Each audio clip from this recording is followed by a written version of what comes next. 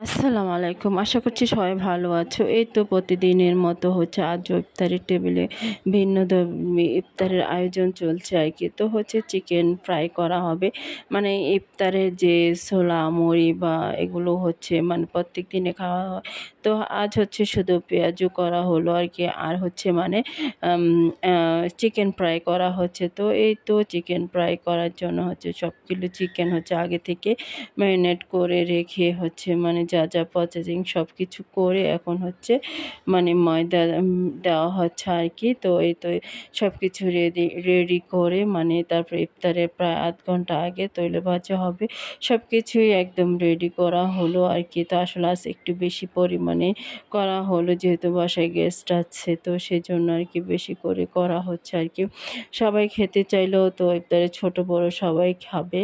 তো আসলে বাচ্চারা তো চিকেন ফ্রাই অনেক পছন্দ করে, আমাদের বাসায় সব বাচ্চারাই অনেক বেশি চয়েস করে। তো এই তো মানে ভাজা হচ্ছে, অল্প আছে ভেজে নিচ্ছি আর কি।